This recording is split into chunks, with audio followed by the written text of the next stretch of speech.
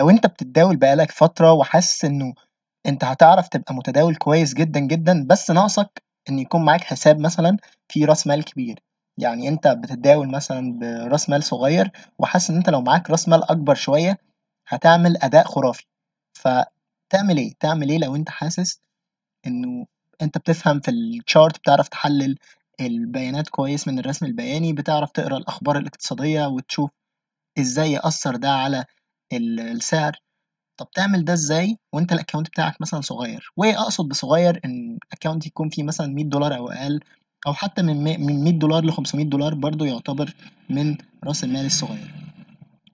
رأس المال الصغير بيعمل معاك مشاكل كتير جدًا وأنت بتعمل trading. أنا باتكلم لو أنت خلاص بقيت كويس بشكلٍ ما وبتقدر إنك تعمل trading لوحدك، بتتعامل كويس مع منصات زي MT5 مثلًا أو منصة التداول أيًا كان المنصة اللي أنت بتستخدمها.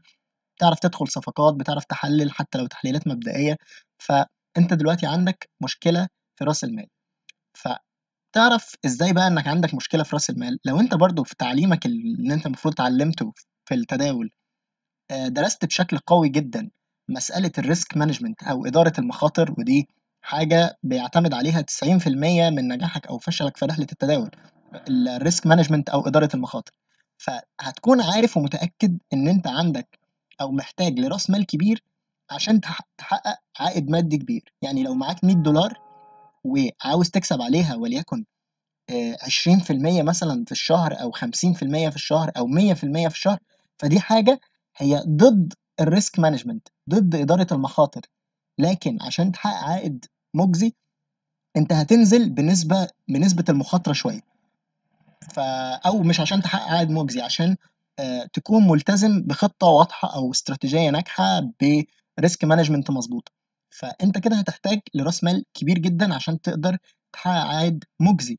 وفي نفس الوقت يعني لو لقيت نفسك مش بتحقق عائد مُجزي، يعني أنا لو معايا $100 وهالتزم بخطة، باستراتيجية واضحة، يعني لو مثلًا هاكسب 5% مثلًا في الشهر، هاخاطر بنُص في المِيّة في الصفقة أو نُص في المِيّة في الtrading day يوم التداول بتاعي، هاخاطر بنُص في المِيّة بس، فأنت هتلاقي إن المكسب بتاعك برضه بيتراوح في نفس الrange، يعني بتكسب مثلًا نُص في المِيّة أو 1%، فالمكسب بتاعك كده على $100 هيكون إيه، هيكون دولار واحد أو نُص دولار.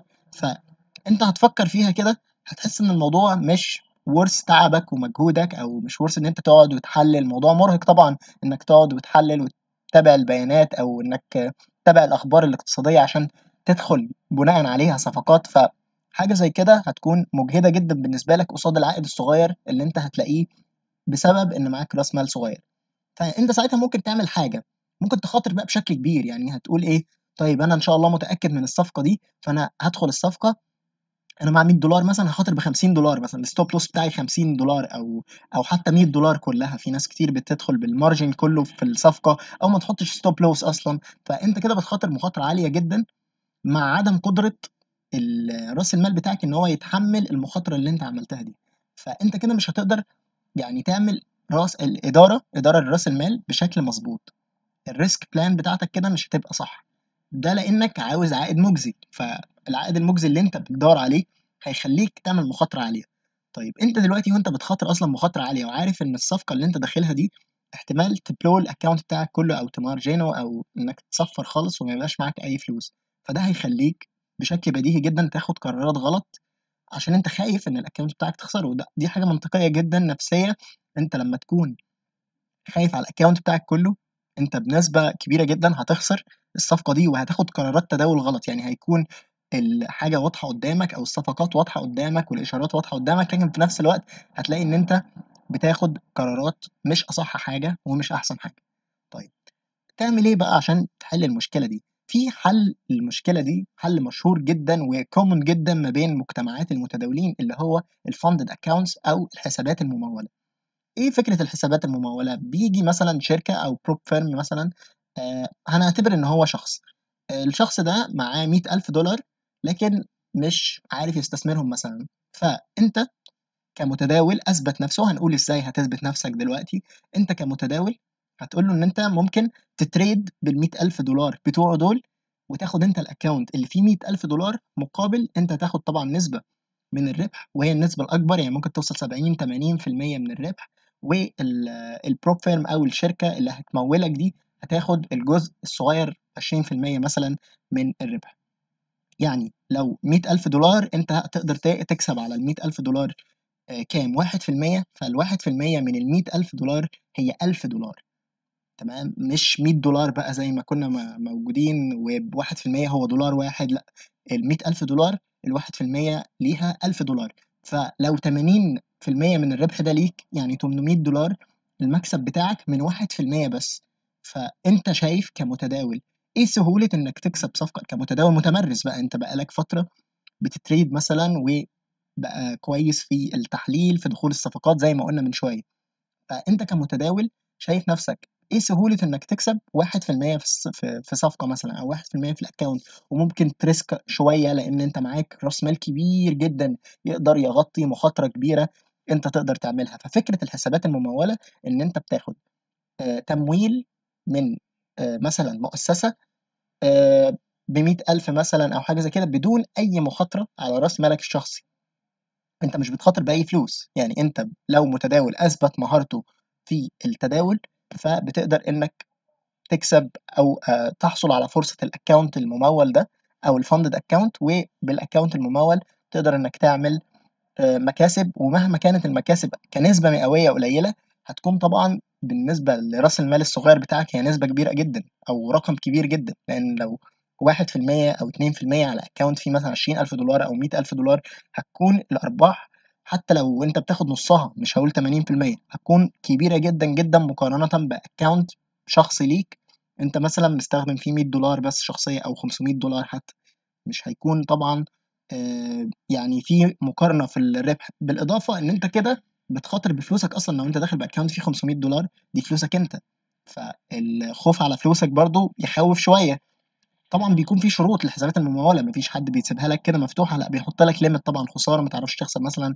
طبعًا كل شركة وكل حساب وليه الظروف بتاعته، يقول لك مثلًا ما تخسرش أكتر من 10% ويتحقق لي مثلًا 5% target مثلًا كل شهر أو كل شهرين. في ناس ما بيحطوش limit على الوقت، يعني في حسابات ما بتحطش limit. هنشرح دلوقتي إيه الحسابات الممولة وإزاي بدنا ندخل منها، بس باقول لكم دلوقتي فكرة عامة عن الحساب الممول وإيه هي المميزات اللي بتتيحها ليك الحسابات الممولة، وطبعًا هي فرصة لإثبات مهارتك. يعني دايمًا باقول إن مش اللي بيفرق مثلًا متداول شاطر عن متداول مش شاطر هو بيكسب قد إيه، لإن أنت ممكن لو معاك $1000 ممكن تدخل بيهم تحطهم في account تدخل صفقة بشكل عشوائي وال$1000 يبقوا $2000 بضربة حظ.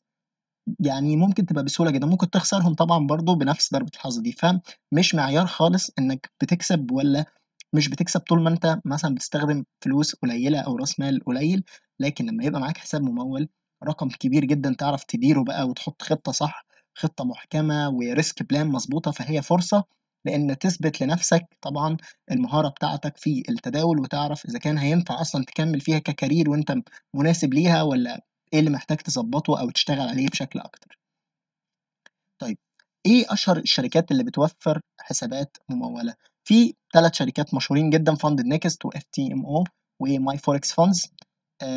طبعًا إحنا بنقارن ما بينهم إزاي، دي أشهر الشركات اللي بتوفّر الفكرة دي أو المنصات اللي بتoffer حسابات ممولة. طبعًا ليهم معايير لاختيارهم، زي ما بنختار مثلًا البروكر بتاعنا في الفوركس وقُلنا في معايير برضه بنختارها، هم برضه ليهم معايير مثلًا زي بيدّوا لك الأرباح بتاعتك لو أنت مثلًا كسبت وليك نسبة من النسبة بتاعتك من الأرباح ال80% بتوعك مثلًا، فبيصرفوهم مثلًا بكل قد إيه، كل شهر، كل أسبوعين. آآ مثلًا هم مضمونين قد إيه في إن هم يبعتوا لك في الوقت اللي أنت عاوز فيه المكسب بتاعك، ده برضه من الحاجات المعايير اللي بتختار على أساسها الشركة. فكرة أصلًا إن الaccount بيدّيك 80% من نسبة الربح والّا أكتر من كده. طيب سعر الاختبار اللي أنت بتاخده عشان تاخد الfunded account، لإن أنت بتاخد اختبار، يعني قبل ما بتاخد funded account أنت بتحضر اختبار بيختبرك مثلًا بديمو account، فبتشوف إذا كنت هتقدر تكسب الfunded account ده والّا مش هتقدر إنك تتحصل عليه. ف المنصات ال3 موثوقين، عملت عليهم بحث يعني وهم كويسين جدًا، جدًا، جدًا، جدًا، لكن تفضيلي الشخصي بعد المراجعة في ال3 وبعد إن أنا شُفت الchallenges وأسعارها في ال3 كان لfunded next، وهاسيب لينك تسجيل funded next تحت الفيديو ده، أوكي؟ طيب إيه بقى الprocess أو المراحل اللي أنت بتعدّي عليها عشان تاخد حساب مموّل؟ أول حاجة طبعًا بتقدّم على اختبار تقييم. يعني إيه اختبار تقييم؟ يعني أنت دلوقتي بيقول لك أو أنت بتطلب إنك عاوز account فيه $100,000 أو فيه $10,000. فالaccount ده هيدّيك واحد زيه بالضبط لكن demo account. هيدّيك demo account وتشتغل بالاستراتيجية اللي أنت عاوزها براحتك خالص، لكن بيحُط لك limits. يحُط لك limit على الdaily drawdown أو يعني أقصى حاجة ممكن تخسرها خلال اليوم. غالبًا في معظم الشركات بيكون حوالي 5% في معظم الchallenges يعني، من 5 ل8%. إنك ما تخسرش في اليوم الواحد 5% من الaccount. يعني معاك $100,000 ما تخلّيهمش 95 أقل من 95,000 في اليوم الواحد، لأ أنت كده out أو خسرت في الاختبار. آآ لو آآ لو الdrawdown maximum drawdown بتاعك أو أقصى حاجة ممكن تخسرها 10% مثلًا خلال الchallenge كلّه، برضه أنت كده بتخرج من الchallenge. أنت كده مش متداول كُفء. في ناس بقى بتحط limit للمكسب. يعني في challenges كتير في شركة funded next اللي قُلنا عليها كان إن أنت لازم تعمل 10% مكسب. يعني أنت أو 8% مكسب على حسب الchallenge برضه. لازم تعمل مكسب 8% أو تعمل مكسب 5% في phase 1 و3% في phase 2. ساعات بيدّيك 2 challenges مش challenge واحد. برضه دي من الحسابات الممولة. فإيه اللي بيحصل بقى لو نجحت في التقييم ده؟ هنفترض إن أنت وصلت للlimit ده، وفي شركات على فكرة يعني funded next مش بتحط لك برضه limit إنك تحقق فيه. يعني عاوز تحقق الlimit ده في شهر تمام، عايز تحققه في سنة برضه براحتك. مش حاطين time limit أو وقت تقدر إنك ت لو لازم ملتزم إن أنت تحقق فيه الtarget اللي هم طالبينه للحساب الممول. دي حاجة بتريحك كمتداول. تبدأ بقى إن أنت تشتغل براحتك خالص. يعني تحط الrisk plan على أقل من مهلك، تكسب حاجة بسيطة جدًا، جدًا، جدًا كل يوم، فتحقق يعني combined كده أو compound interest مكسب متراكم، أرباح متراكمة، فتبدأ إنها تحقق معاك الtarget على فترة طويلة.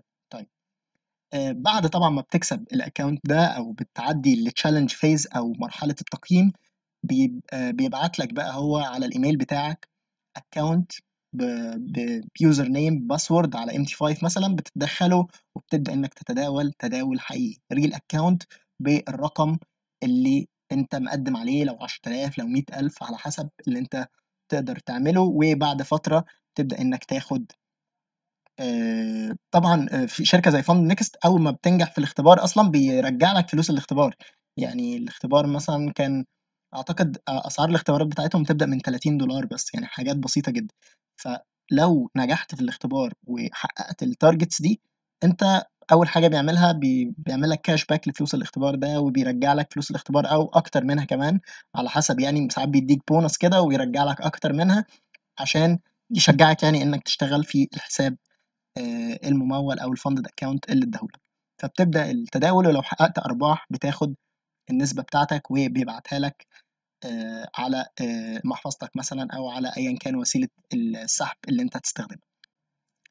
لمّا تدوس على الlink اللي تحت الفيديو هيطلع لك الموقع ده، تقدر إن أنت تشتغل عليه بقى وتعمل عليه account، وهنقول دلوقتي الطريقة دي إزاي. لكن قبل ما نبدأ إن إحنا نعمل account مثلًا ونشتري challenge أو إن إحنا نشتري account ندخل يعني نشتري الاختبار اللي هيأهّلنا إن إحنا يكون عندنا فرصة إننا ندخل. يعني أنا بارجّح طبعًا زي أي trader في البداية لازم تحظى بدemo trial أو تجربة مجانية. لازم تاخد تجربة كده أنت بتجرّب فيها مع نَفْسك إزاي بتتعامل مع السوق، إزاي بتتعامل مع فكرة الfunded account. هي بالضبط أكنّك بتعمل تداول عادي خالص، أكنّك عامل account demo على أي منصة تداول ب10,000$ أو ب100,000$. بس هنا الفكرة إن أنت بتعملها من خلال المنصة دي، فهتبدأ بقى إنّك تحس أكتر إزاي بتخسر الchallenge. يعني جرّب تخسر مثلًا، جرّب إنّك تنزل عن الdraw down الdaily draw down والmaximum draw down أو الحد الأقصى إنّك تنزل جرب تحقق التارجت مرة انك تكسب وتوصل للهدف. شوفوا هيقول لك ايه، هيبعت لك ايه، عشان تعيش في الجو العام بتاع الديمو تريدنج على او بتاع الفندد اكونتس، لكن من خلال ديمو تريدنج، من خلال تجربة مجانية فري بتجرب فيها وبتتعلم فيها. زي الغرض من اي ديمو تريدنج انك تتعلم وتتدرب. فقبل ما تفكر انك تشتري مثلا فندد اكونت لازم على الاقل تجرب تجربه فري. وعلى فكره فاندد نيكست بيعمل مسابقات كتير جدا، اللي بيكسبها مثلا او اللي بيحقق مراكز من ال 100 مركز الاول مثلا او 500 مركز الاول بياخد فاندد اكونتس غير كاش برايسز. يعني احنا هنتكلم عن المسابقات اللي بيعملها فاندد اكونتس دي في الفيديوهات اللي جايه. اوكي، فانت لازم اول حاجه تعملها تعمل تجربه مجانيه او تاخد تجربه مجانيه.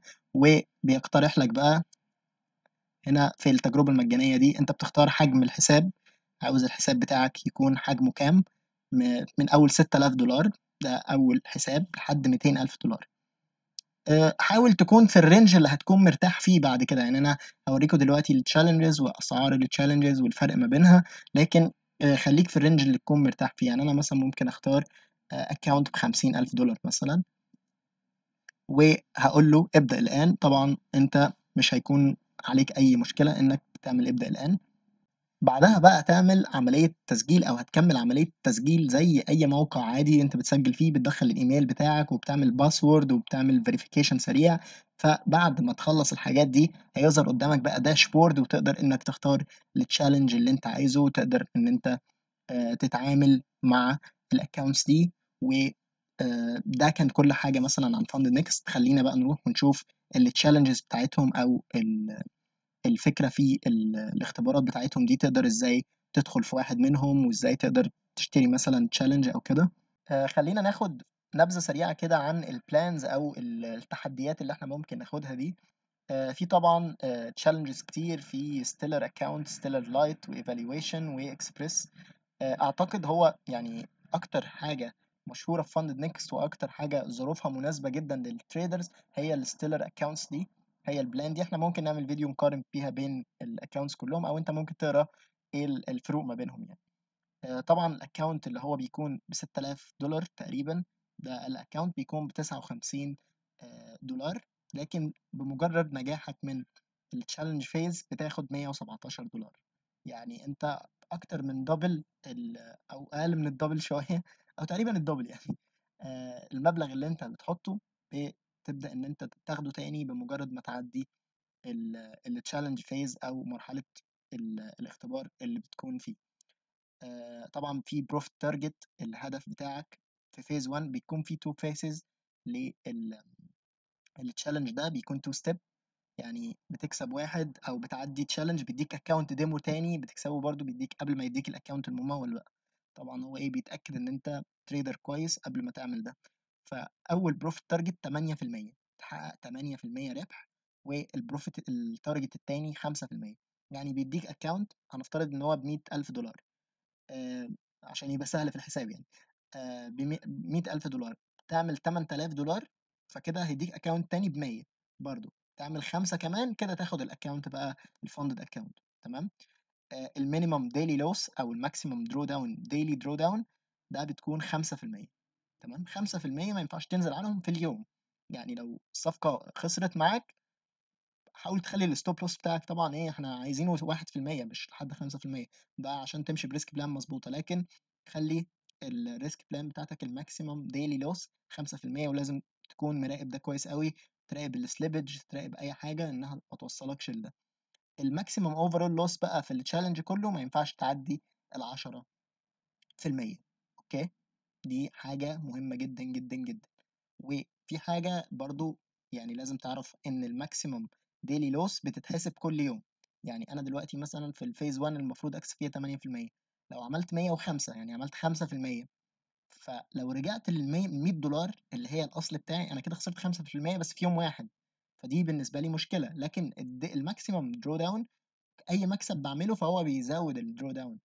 او يعني انا لو دلوقتي معايا 101 اصلا مش 100، فانا عندي ممكن اخسر 11 لان في واحد انا مزوده. ففي الماكسيمم اوفرول لوس في عندي براح شويه، لكن خلي بالك من الديلي لوس لانها اهم جدا جدا. طيب في minimum trading day، يعني ما ينفعش تتريد وتحقق التشالنج ده في يوم واحد. طبعا يعني ده مش ريسك بلان مظبوطه، لكن لو عملت كده انك حققتها في يوم واحد، حاول انك تدخل صفقات بقى في 4 ايام تانيين، حتى لو صفقات بلوت صغير جدا جدا وتقفلها على طول، بحيث ان انت تعمل 5 trading days. يعني لازم تتريد على الاقل 5 ايام. طب الماكسيمم بقى مفيش ماكسيمم، يعني مالكش حد ليميت انك خلاص ما ينفعش تتريد بعد اليوم ده، او شهر مثلا مده التشالنج تحقق فيه 8%، لا مالكش حاجه زي كده، مفيش اي مشكله، لكن اهم حاجه 5 ايام هو المينيمم. طيب البروفيت سبليت بقى دي لما بتيجي تشتري البلان، هنشوف دلوقتي واحنا بنشتري مثلا، انت بيكون عندك اوبشنز كتير. النيوز تريدنج او تريدنج الاخبار، في على فكره برو فيرمز كتير او شركات من اللي بتدي حسابات مموله كتير بتقفل انك تعمل تريدنج وقت الاخبار. ففاند نيكست مش بيعمل كده، انت ممكن تريد عادي وقت الاخبار، ودي حاجه كويسه جدا للي بيحب السكالبينج مع الاخبار، دي حاجه كويسه جدا. الريوردز بقى، او بتاخد الباي اوتس بتاعتك كل شهر، يعني انت بتكسب بس في اخر الشهر بتاخد المكسب بتاعك اللي هو طول الشهر. فلو عملنا مثلا ان احنا عايزين نجيت اي بلان، مثلا اقل بلان فيهم، هتلاقي ان في حاجات بقى هي البلان ب $60 او $59، لكن في حاجات ممكن تزودها اكتر. يعني هتلاقي انك ممكن تعمل اكونت سواب فري، اكونت اسلامي، بس ده هيزود السعر 10%، ب 65. ممكن تعمل هو الباي اوتس كده كده بتاخد 80%، يعني نسبة الأرباح بتاعتك 80%، عايز تخليها 95% هتزود 30% من السعر. مش برشح خالص إن احنا ناخد حاجة زي كده يعني في البداية، خلي بس الأكونت سواب فري، وبعد كده خد أي تشالنج أنت عاوز تاخده، بس ده طبعا بعد ما تعدي فترة بديمو تريدنج، يعني جرب تعمل التشالنج ده وتنجح فيه كديمو أكونت. طيب اوكي، الريورد بدل ما هي 15% تخليها 150%، او الريورد برضو ده اوبشن. باي ويكلي باي اوتس، يعني بدل ما بتاخد المرتب بتاعك بقى او المكسب بتاعك بتاخده كل شهر، انت ممكن تخليه مرتين في الشهر، يعني كل اسبوعين، برضو ده اوبشن من الاوبشنز. فالمهم انت بتختار اي اوبشنز انت عاوزها، بس انا رايي ما تزودش اي اوبشنز خالص في اول تجربه ليك، خليك بس في الستاندرد العادي، خليه الاكونت بس سواب فري عشان يكون اكونت اسلامي وتقدر ان انت تبيت صفقات عادي. فده اوبشن بالنسبه لي يعني ما فيهوش نقاش، يعني حاول تخلي دايما الاوبشن ده موجود كتريدنج وايز وكاسلامك وايز، يعني الاثنين تمام. فده بالنسبه للاكونتس. في انواع تانية من الاكونت زي ستيلر لايت، دي ارخص شويه البلانز دي، لكن بتكون فيها شروط ممكن تكون اصعب شويه. يعني في هنا ستيلر لايت ده حساب $5000 بيبدأ من $32. الفيز 1 بتاعته عايز 8%، فيز 2 4%، لكن الماكسيمم ديلي لوس 4%. هي دي قليلة جدا، يعني في ناس كتير ممكن تقع في حاجة زي كده، لكن حابب تجرب برضو الاكونت ده، هو أصغر بلان من البلانز دي، وهيكون معاك اكونت فيه $5000. بس طبعا مش بتاخد ربح تقريبا من لما بتعدي التشالنج فيز، او بتعدي مرحلة انك تكسب في الاول، ما بتاخدش آه، اي بونص. يعني هنا كنا بناخد بونص $117 لما بنعدي التشالنج فيز، هنا مش بتاخد حاجة لما بتعدي التشالنج فيز، عادي بتستنى بقى أرباحك من رأس المال أو من الحساب الحقيقي اللي بيديهولك. تمام. دي كانت فكرة الفاندد اكونتس أو الحسابات الممولة، ودي مثال مثلا لمنصة. أنت طبعا حابب تجرب أي منصة تانية براحتك، مفيش مشكلة، لكن إحنا بنرشح دي بقوة يعني. ولو قررت انك تشتري اي اكونت، دي البيمنت ميثودز اللي انت تقدر تعمل بيها، في فيزا، في ابل باي، في كريبتو، في جوجل باي. كل ده من الحاجات اللي انت ممكن تشتري بيها يعني الفاندد اكونتس. والمفاجأة اللي في اخر الفيديو بقى، ان انت لو عملت ابلاي كوبون هنا، هتدخل الكوبون اللي هيظهر لك دلوقتي ده، ممكن تاخده سكرين شوت وتقدر انك يعني تدخل الكوبون هنا وتاخد خصم 5% على التشالنج اللي انت يعني حابب انك تدخل فيه. ده كوبون الخصم، لما بتدخله بنفس الستايل ده بتاخد خصم 5% على الاكونت او التشالنج اللي انت حابب انك تدخل عليه. هيكون بقى في فيديوز بعد كده بنقول فيها ازاي بندخل مثلا البلانز دي بس بشكل مجاني خالص، والمسابقات اللي بتعملها شركات زي فاندد نيكست واف تي ام او، ونشوف ازاي نحقق مكاسب من الفاندد اكونتس. باي.